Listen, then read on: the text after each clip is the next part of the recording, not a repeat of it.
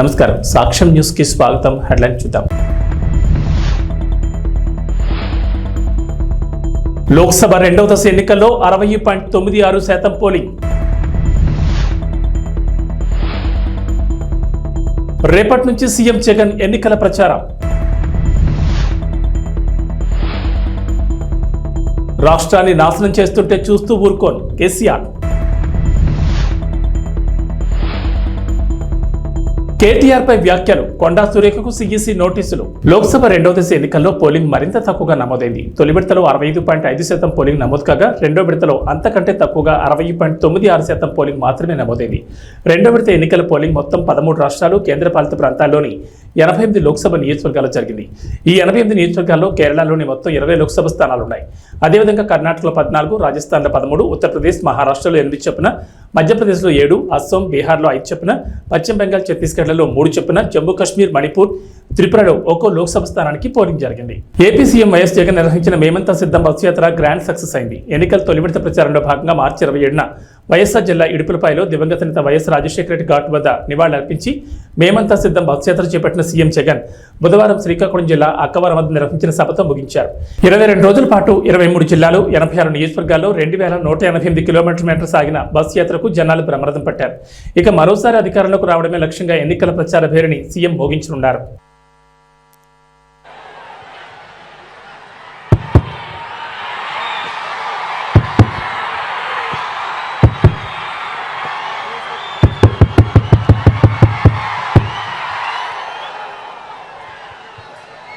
టెక్కలిలో శ్రీకాకుళం జిల్లా సిద్ధం.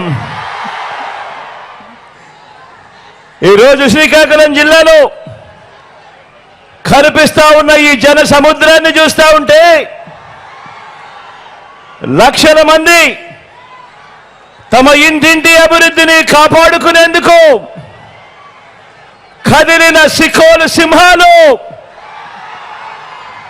ఈ విప్లవ గడ్డ మీద, ఆ పెత్తందారుల ముఠా మీద ఎగరవేస్తా ఉన్న విప్లవ బావుట కనిపిస్తా ఉంది ఇక్కడ ఈ రోజు ఈ సభలో. రాయలసీమ నుంచి ఉత్తరాంధ్ర వరకు అడుగడుగునా కూడా జన సముద్రం. వైఎస్ఆర్ జిల్లా నుంచి శ్రీకాకుళం వరకు దారి పొడుగునా కూడా జన సునామీ చూస్తా ఉంటే 25 పార్లమెంట్లకు 25 పార్లమెంట్లు, 175 అసెంబ్లీ స్థానాలకు 175 అసెంబ్లీ స్థానాలు, మొత్తంగా డబుల్ సెంచరీ కొట్టేందుకు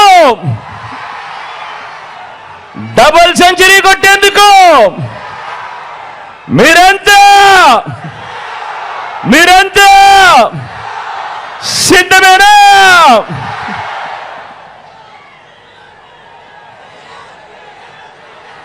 ఇంటింటి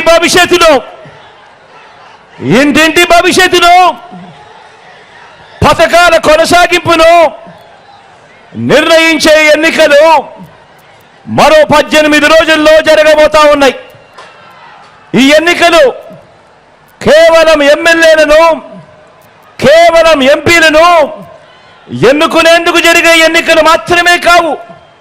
ఈ ఎన్నికలు ఈ 58 నెలల కాలంలో బలమైన పునాదులతో పేదల కోసం తీసుకువచ్చిన అనేక సంస్కరణలు, అనేక పథకాలు, ఇవన్నీ కూడా కొనసాగాల లేదా వద్దా అన్నది నిర్ణయించే ఎన్నికలు ఈ జరగబోతా ఉన్న ఈ కురుక్షేత్రం. జగన్కు ఓటు వేస్తేనే పథకాలన్నీ కూడా కొనసాగుతాయి. ప్రాణాలకు తెగించి వచ్చినా పర్వాలేదనుకుని ఆమరణ నిరాహార దీక్షతో తెలంగాణ కోసం పోరాడా. కష్టపడి తెచ్చుకున్న తెలంగాణను నా కళ్ళ ముందే నాశనం చేస్తుంటే చూస్తూ ఊరుకోను. యుద్ధం చేసేందుకు మీరు నాకు బలం ఇవ్వాలి అని బీఆర్ఎస్ అధినేత మాజీ ముఖ్యమంత్రి కల్వకుంట్ల చంద్రశేఖరరావు విజ్ఞప్తి చేశారు. దేశాన్ని 10 ఏళ్లుగా పాలించిన బీజేపీ పేదలకు ఏం చేసిందని ప్రశ్నించారు. అచ్చే దిన్ వచ్చిందా సచ్చే దిన్ వచ్చిందా అని మండిపడ్డారు. బీఆర్ఎస్ బస్ యాత్రలో భాగంగా శుక్రవారం 3వ రోజు మహబూబ్ నగర్ పట్టణంలో కేసీఆర్ రోడ్ షో నిర్వహించారు. క్లాక్ టవర్ సెంటర్లో జరిగిన కార్నర్ మీటింగ్లో ప్రజలను ఉద్దేశించి ప్రసంగించారు. ముఖ్యమంత్రి మంత్రులు ఎవరు పోలే, ఆ మానేనికి ఒక దండ పెట్టలే, గేట్లు తాళం వేసినారు. వేరే రాష్ట్రాల నుంచి కూడా ప్రజలు వచ్చి ఇదేం దిక్కుమాలిన ప్రభుత్వం తిట్టుకుంటూ పోయినారు. దయచేసి మీరు ఆలోచన చేయాలి. ఇవన్నీ కూడా అడ్డగోలు మాటలు, నిందలు, అనవసరమైనటువంటి కథలు చెప్తున్నారు తప్ప వీళ్ళు న్యాయం చేసే పరిస్థితులు లేరు. మరి ఇప్పుడు ఏం జరగాలి? న్యాయం జరగాలి. న్యాయం జరగాలంటే ఇలా ప్రజల కాంగ్రెస్ పంచాయతీ పడ్డది. ప్రజల పక్షాన గట్టిగా కొట్టాడేటటువంటి పంచాయతీ పెద్ద కావాలి. ఆ పంచాయతీ పెద్ద ఎవరు? కేసీఆర్ఏనా? బీఆర్ఎస్ ఏనా? నేను మీ అందరినీ ప్రార్థించేది ఒకటే, నేను ఇంకా సూర్యాపేటకు వెళ్ళాలా, విషయాలన్నీ మీరు టీవీలో చూస్తూ ఉన్నారు. నిన్న రాత్రి టీవీ 9లో నేను కూడా అన్ని చెప్పినాను, మీకు అన్ని విషయాలు తెలిసిపోయినాయి. తప్పకుండా మళ్ళా మన రాజ్యమే వస్తుంది, అనుమానం లేదు. ఎవడు కూడా ఆపలేడు. బ్రహ్మాండంగా తెలంగాణ మనం కలగన్న బంగారు తెలంగాణ అయ్యేదాకా మనం అద్భుతంగా తీసుకొని పోవాలి. నేను మిమ్మల్ని అందరినీ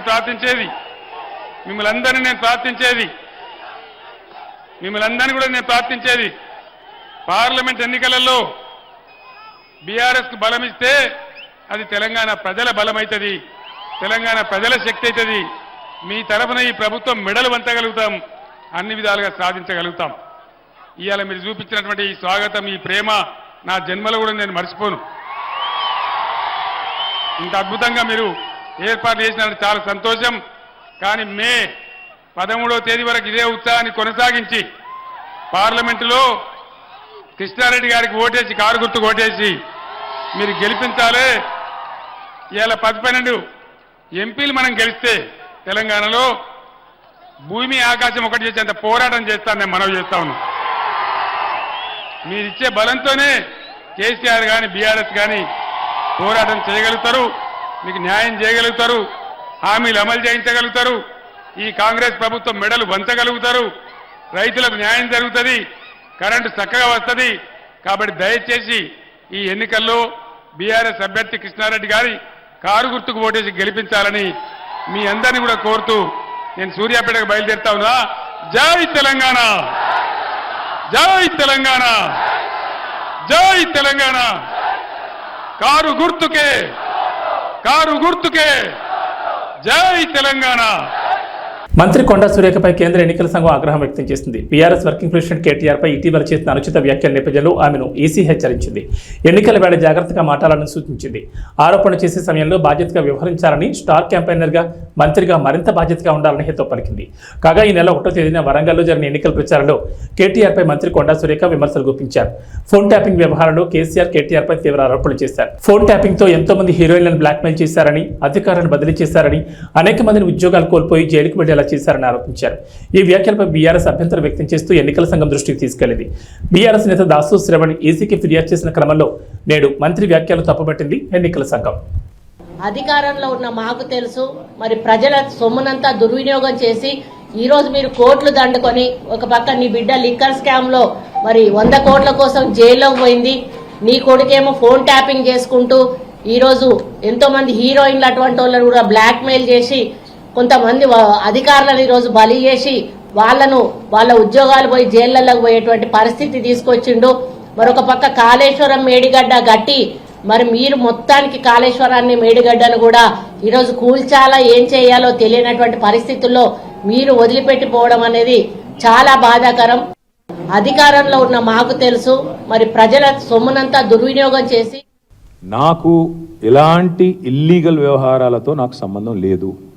ఫోన్ ట్యాపింగ్ అని చెప్పి లీకు వీరుడు రేవంత్ రెడ్డి గారు పాపం డైరెక్ట్గా ప్రెస్ కాన్ఫరెన్స్ పెట్టే దమ్ము లేదు, డైరెక్ట్గా ఆధారాలు ప్రజల ముందు పెట్టే దమ్ము లేదు, ఏముందో విషయం ఎవరికి తెలియదు. పోలీస్ రిమాండ్లో ఉన్న వాళ్ళకి కూడా ఫోన్లకు వెళ్ళి మీకు లీకులు వస్తాయి. ఈయన లీకు వీరుడు. మరి లీకు వీరుడు ఏదో కష్టపడి నా క్యారెక్టర్ అసాసినేషన్ చేయాలనే ప్రయత్నంలో చాలా బలంగా ఉన్నాడు. ఎవరో హీరోయిన్లను నేను బెదిరించిన అంటది ఆ మంత్రి. ఆమెకు నెత్తుందా లేదా నాకు తెలియదు.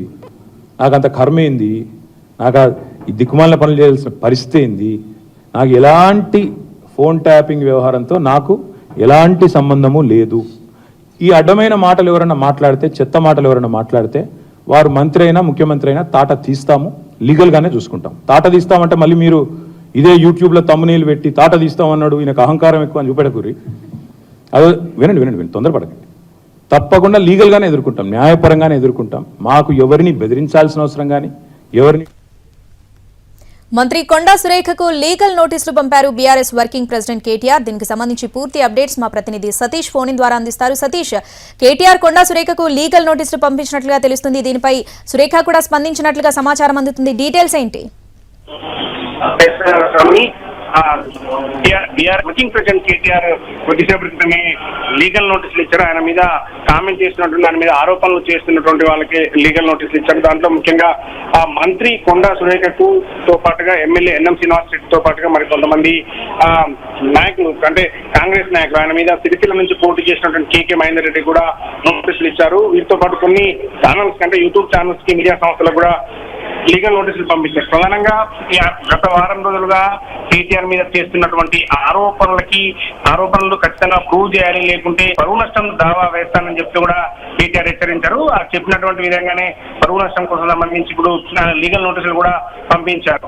ట్యాపింగ్ వివరాలు ముఖ్యంగా ప్రధానంగా ప్రస్తుతం ఏదైతే ఇష్యూ కొనసాగుతుందో ఫోన్ ట్యాపింగ్ సంబంధించి ఆయన లేకున్నప్పటికీ కూడా ఆయనకు ఎలాంటి సంబంధం లేకున్నా తన పేరును ప్రస్తావిస్తున్నారు. అందుకోసమే నేను లీగల్ నోటీసులు ఇస్తున్నాను, అవాస్తవమైనటువంటి ఆరోపణలు చేస్తున్నా అని చెప్పి కూడా కేటీఆర్ చెప్తున్నారు. ఈరోజు ఉదయం తెలంగాణ భవన్ లో మీడియా సమావేశంలో కూడా మాట్లాడారు. దీనికి సంబంధించి లీగల్ నోటీసులు కూడా పంపిస్తాం అని చెప్పినటువంటి విధంగానే లీగల్ నోటీసులు పంపించారైతే ట్యాపింగ్ కు సంబంధించి ఏమాత్రం సంబంధం లేకపోయినా తన పేరుని కుట్రపూరితంగా ప్రస్తావిస్తున్నారని కేటీఆర్ చెప్తున్నారు. తన ప్రతిష్టకు భంగం కలిగించే విధంగా మాట్లాడుతున్న వీళ్ళందరిపైన కూడా న్యాయపరమైన చర్యలు తీసుకున్నట్టు కూడా ఆయన చెప్తున్నారు. వాళ్ళతో పాటుగా అంటే ఎలాంటి ఆధారాలు లేకుండా కేవలం పేరుని ప్రస్తావిస్తూ ఈ విధంగా ప్రచారం చేస్తున్నటువంటి దానికోసమే తాను లీగల్ నోటీసులు పంపిస్తానని కూడా చెప్పడం జరిగింది.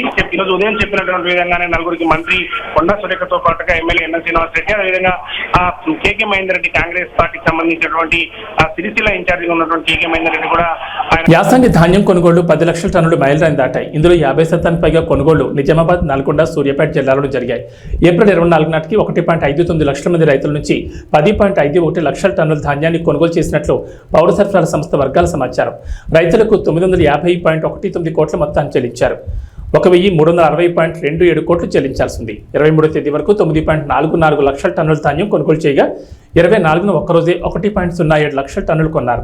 కొనుగోలులో నిజామాబాద్ జిల్లా 2,57,167 టన్నులతో తొలి స్థానంలో ఉంది. ఆ తర్వాత 2,17,068 టన్నులతో నల్గొండ జిల్లా రెండో స్థానంలో ఉండగా 1,10,044 టన్నులతో సూర్యాపేట జిల్లా మూడో స్థానంలో ఉన్నాయి. గత ఏడాది ఏప్రిల్ 24వ తేదీ నాటికి కొనుగోలు చేసిన ధాన్యం 2.51 లక్షల టన్నులు. అప్పట్లో కొనుగోలు ఏప్రిల్ 13న ప్రారంభం కాగా ఈ ఏడాది అంతకంటే ముందు మార్చి 25 నుంచి మొదలయ్యాయి. ఆదిలాబాద్, ఆసిఫాబాద్, గద్వాల, వికారాబాద్ జిల్లాలో వరి సాగు ఆలస్యమైన పంట చేతికి రాక ఇంకా కొనుగోలు ప్రారంభం కాలేదని అధికారులు చెబుతున్నారు. దేశవ్యాప్తంగా ఎండలు మండిపోతున్నాయి. పలు రాష్ట్రాల్లో అధిక ఉష్ణోగ్రతలు నమోదవుతున్నాయి. తెలుగు రాష్ట్రాల్లోనూ ఎండలు మండిపోతున్నాయి. పగటి ఉష్ణోగ్రతలు 36 నుంచి 43 డిగ్రీల పైన నమోదవుతున్నాయి. పొద్దున్న 8 గంటలకే భానుడు తన ప్రతాపాన్ని చూపిస్తున్నాడు. ఈ నేపథ్యంలో మరో వారం రోజుల పాటు దేశంలోని పలు రాష్ట్రాల్లో ఇదే పరిస్థితి కొనసాగుతుందని భారత వాతావరణ శాఖ హెచ్చరికలు జారీ చేస్తుంది. వేసవి సెలవుల రద్దీని ఎదుర్కొనేందుకు దక్షిణ మధ్య రైల్వే ప్రత్యేక ఏర్పాట్లు చేస్తోంది. ఇప్పటికే రెగ్యులర్ మార్గాల్లో రద్దీకి అనుగుణంగా ప్రత్యేక కోచ్ల సంఖ్య పెంచుతోంది. వేసవి సెలవులతో పాటుగా ఎన్నికల కోసం సొంత ప్రాంతాలకు వచ్చే వారితో ఇప్పటికే మే 11, 12, 13 తేదీల్లో తెలుగు రాష్ట్రాల మధ్య నడిచే రైళ్లు దాదాపు ఫుల్ అయ్యాయి. ఇదే సమయంలో తెలుగు రాష్ట్రాల్లో కనిపిస్తున్న డిమాండ్ మేరకు వారాంతపు రైళ్లను నడపాలని దక్షిణ మధ్య రైల్వే నిర్ణయించింది. ఈసారి వేసవి సెలవుల వేళ రైళ్లలో రద్దీ ఎక్కువగా ఉంటోంది. ఇప్పటికే కనిపిస్తున్న వెయిటింగ్ లిస్టుల ఆధారంగా వారాంతంలో ప్రత్యేక రైళ్లు నడపాలని నిర్ణయించింది. ప్రత్యేక రైళ్ల వివరాలను అధికారులు వెల్లడించారు. 072334 నెంబర్ గల రైలు ఈ నెల 28 నుంచి జూన్ 30 తేదీ వరకు ప్రతి ఆదివారం సికింద్రాబాద్ నుంచి సంతర్గచ్చి వరకు నడుస్తుందని అధికారులు తెలిపారు. తెలంగాణ మహారాష్ట్ర సరిహద్దుల్లోని గడ్చిరోలి జిల్లా ప్రాణహిత తీరం ఆవల ఏనుగుల మంద సంచరిస్తుందన్న సమాచారంతో తెలంగాణ రాష్ట్ర అటవీ శాఖ అప్రమత్తమైంది. ప్రాణహిత దాటి ఏ క్షణమైన ఏనుగుల మంద కొమరంభీం జిల్లాలోకి ఎంట్రీ ఇచ్చే అవకాశాలున్నాయన్న సమాచారంతో అలర్ట్ అయింది. గుంపు నుండి తప్పిపోయి కాగజ్నగర్ కారిడార్ అడవుల్లో సంచరించి 2 రైతులను పొట్టన పెట్టుకున్న ఏనుగు తిరిగి గుంపుగా వచ్చే ప్రమాదం ఉందన్న సమాచారంతో రక్షణ చర్యలకు రెడీ అయింది. జిల్లా అడవుల్లోకి ఏనుగుల మంద వస్తే ఆ సంక్షోభాన్ని ఎలా ఎదుర్కోవాలన్న అంశంపై మేడ్చల్ మల్కాజ్గిరి జిల్లా దోలపల్లి అటవీ అకాడమీలో ప్రత్యేకంగా అటవీశాఖ వర్క్షాప్ నిర్వహించింది. రాష్ట్రంలోని అన్ని జిల్లాల అటవీ ముఖ్యాధికారులు పాల్గొన్న ఈ సమావేశంలో అటవీశాఖ సంరక్షణ ప్రధానాధికారి PCCF RM డొబ్రియాల్ సిబ్బందికి అధికారులకు పలు సూచనలు సలహాలు చేసినట్లు సమాచారం. ఎన్నికల్లో ఓటు వేయడం ద్వారా వైకాపా అరాచక పాలనకు చరమగీతం పాడాలి. ప్రజల సంక్షేమం అభివృద్ధి లక్ష్యంగా పనిచేసే ఎన్డీఏ కూటమి అభ్యర్థులను గెలిపించేందుకు ప్రతి కార్యకర్తగా సైనికుడిగా కాదు సైన్యంలా పోరాడాలని సినీ నటుడు హిందూపూర్ ఎమ్మెల్యే నందమూరి బాలకృష్ణ కోరారు. కందుకూరు నియోజకవర్గం గుడ్లూరు నెల్లూరు నగరంలో నిర్వహించిన స్వర్ణాంధ్ర సాకార యాత్రలో ఆయన మాట్లాడారు. గడిచిన 5 ఏళ్లలో రాష్ట్రంలో దోపిడీ, దౌర్జన్యాలు, అక్రమాలు, అరాచకాలతో ప్రజలను భయభ్రాంతులకు గురిచేశారు. వాటిని ప్రశ్నించిన వారిపై కేసులు పెట్టి వేధించారు. మరోసారి జగన్ అధికారంలోకి వస్తే సామాన్యులు జీవించడం కష్టమేనని బాలకృష్ణ హెచ్చరించారు. టీడీపీ సూపర్ 6ను వివరించారు. రాళ్లపాడు జలాశయాన్ని పట్టించుకొని చిన్ననాటరిపిలో ఉద్యాన కళాశాలకు భవనాలు నిర్మించాలని అసమర్థ ప్రభుత్వాన్ని విమర్శించారు. రాత్రికి నెల్లూరులోని టీడీపీ రాష్ట్ర ప్రధాన కార్యదర్శి శ్రీనివాసరెడ్డి ఇంట్లో బాలకృష్ణ బస చేస్తారు. అందరికీ నమస్కారం. నెల్లూరు ప్రవాసులందరికీ నా హృదయపూర్వక నమస్కారాలు. అది ఎక్కడి నుంచి మొదలు పెట్టాలి? నెల్లూరు పట్టణం ప్రవేశించిన దగ్గర నుంచి కూడా ముందు పిల్లలు, చెట్టు తమ్ముళ్ళు జెండాలు పట్టుకుని ఊపుతూ,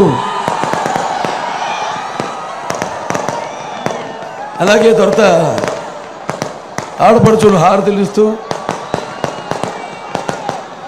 మన 3 పార్టీలు తెలుగుదేశం, అటు జనసేన, ఇటు బీజేపీ పార్టీల కార్యకర్తలు వాళ్ళ ఉరుకులెత్తుతున్న ఉత్సాహం, అభిమానం, చూపిస్తున్న అభిమానం, అలాగే ఈ యొక్క మన ప్రజాస్వామ్య పరిరక్షణ కోసం బద్ధ కంకణులైన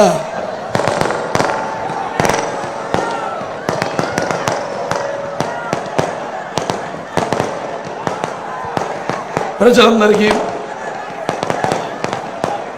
అలాగే తెలుగుదేశం పార్టీ విజయాలకి హారతలిస్తూ, అలాగే నీరాజనాలు అర్పిస్తున్న నా తెలుగింటి ఆడపడుచులకి, యువతరానికి ప్రతినిధులు, నవతరానికి నాయకులు, భావతరానికి భారతదేశపు మహాశక్తి అయిన యువతరానికి నా అభిమానులకు ముందుగా నా హృదయపూర్వక చేస్తే రాళ్ళంత జనం,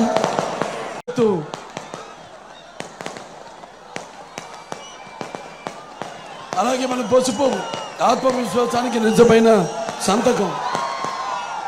అలా మొత్తం ఇవాళ కనిపిస్తుంది మీ అందరిలో. అలాగే నా ముస్లిం పెద్దలకు, అలాగే ముస్లిం సోదర సోదరిమణులందరికీ, ముత్తవల్లీలకు, ఇమాంలకు, మౌజన్లకు అందరికీ కూడా నేను నా అస్సలాము అలైకుం వ రహమతుల్లాహి వ బరకాతుహు.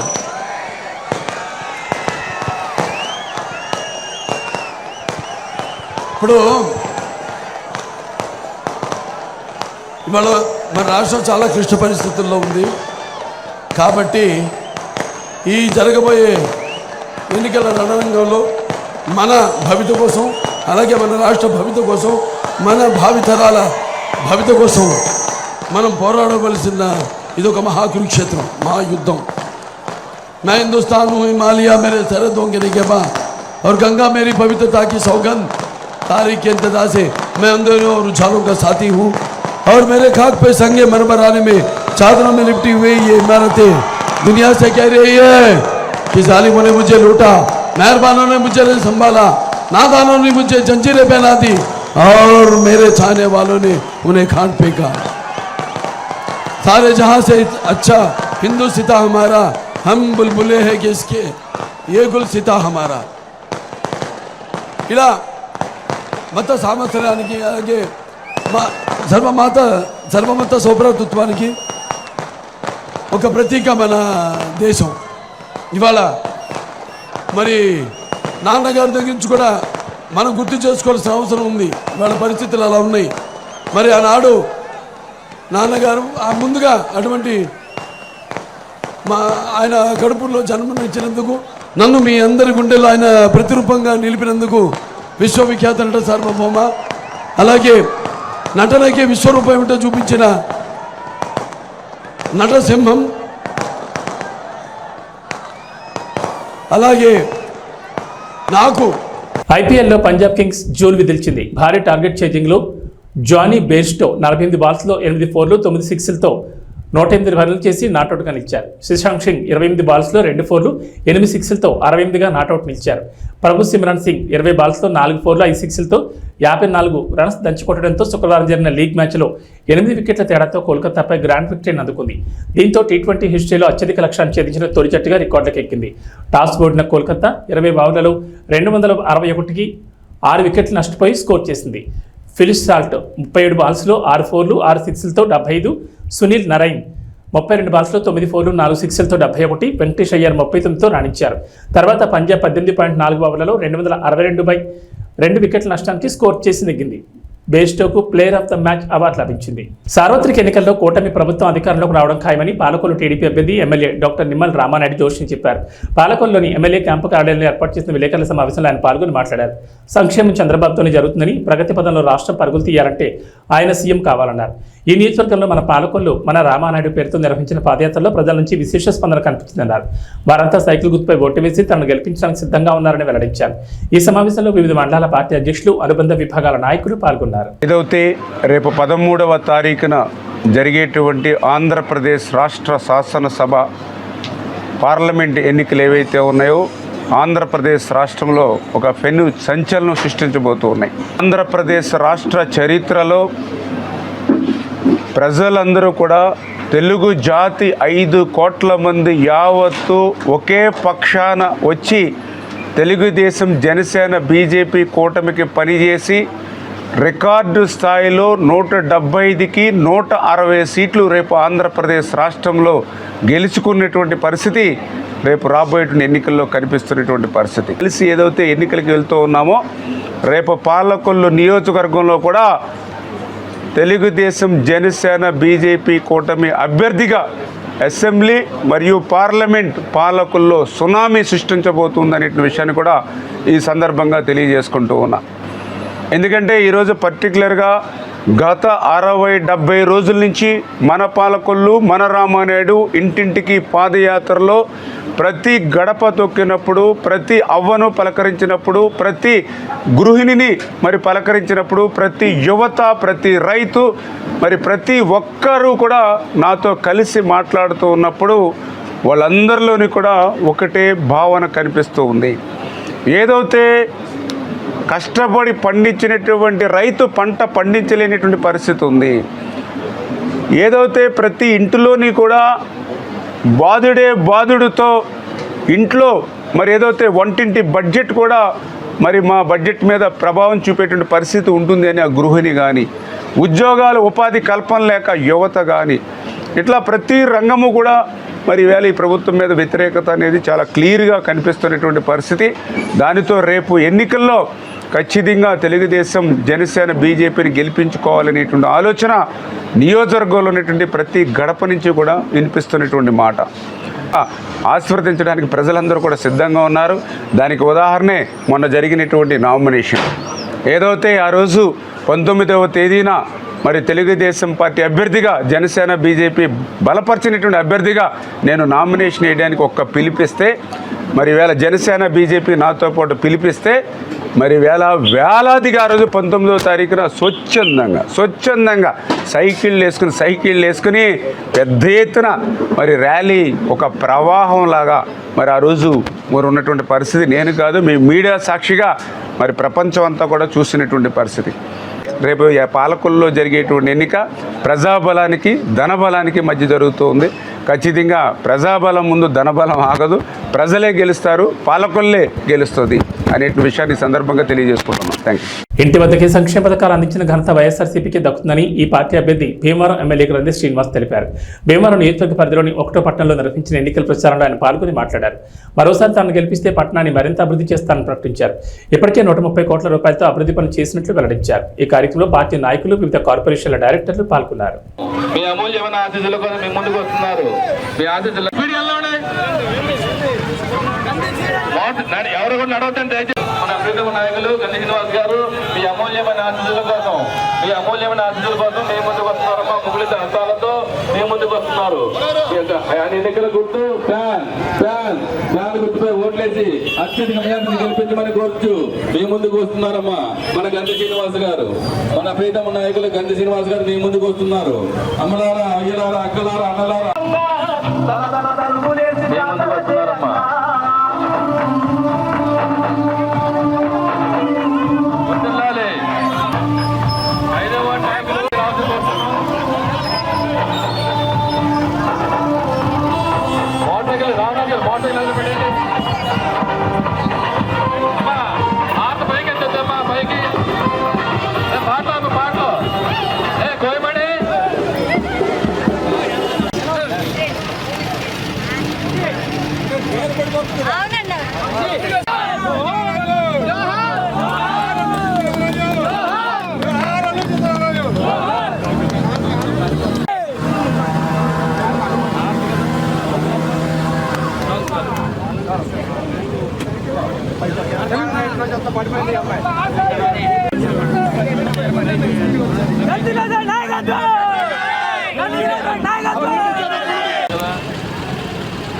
దయచేసి మోటార్ సైకిల్ రేస్ చేయడం కానీ హార్న్లు కొట్టడం వెళ్ళాలండి. ముందుకెళ్ళాలి, అందరూ రావాలండి. ఎవరు ఆగొద్దండి దయచేసి. అయిపోతుంది. జనసేన పార్టీ విజయంతోనే రాష్ట్రానికి మంచి భవిష్యత్తు ఉంటుందని ఈ పార్టీ అభ్యర్థి మాజీ ఎమ్మెల్యే పులపర్తి రామాంజనేయులు తెలిపారు. భీమవరం నియోజకవర్గ పరిధిలోని తీర ప్రాంత గ్రామాల్లో శుక్రవారం నిర్వహించిన ఎన్నికల ప్రచారంలో ఆయన పాల్గొని మాట్లాడారు. కూటమి ప్రభుత్వం అధికారంలోకి రాగానే నిరుద్యోగ యువతకు ఉపాధి అవకాశాలు కల్పిస్తామన్నారు. గాజు గ్లాస్తో పాటు కమలం పువ్వుపై ఓటు వేసి తనను నరసాపురం పార్లమెంట్ అభ్యర్థి భూపతిర శ్రీనివాస్ వర్మను గెలిపించాలని కోరారు. ఈ కార్యక్రమంలో టీడీపీ, జనసేన, భాజపా ప్రతినిధులు పాల్గొన్నారు.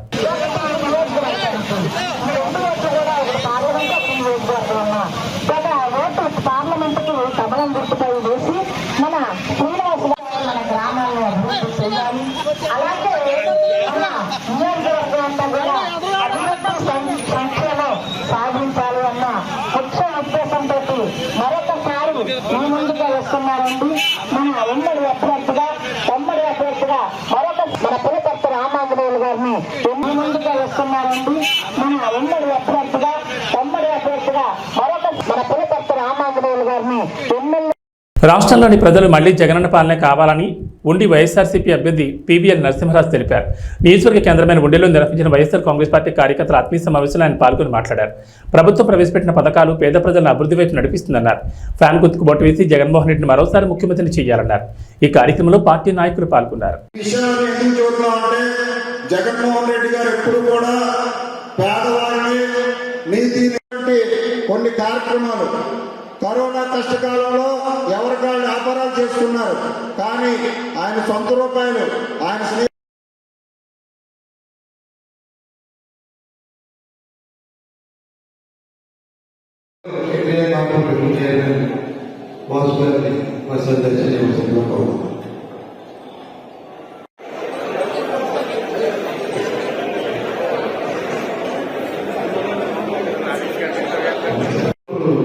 అందరూ కూడా బాధ్యత చేయాలి తప్ప అయినట్టే కాదు. మన పార్టీ ముఖ్యం చంద్రబాబు గారు మాకు ఆయన స్నేహితులు అని చెప్పి ఆయన వెంటే ఉండేది. ఆయన అందరూ కూడా బాధ్యత చేయాలి తప్ప అయినట్టే కాదు. మన పార్టీ ముఖ్యం చంద్రబాబు గారు మాకు ఆయన స్నేహితులు అని చెప్పి ఆయన వెంటే ఉండేది. ఆయన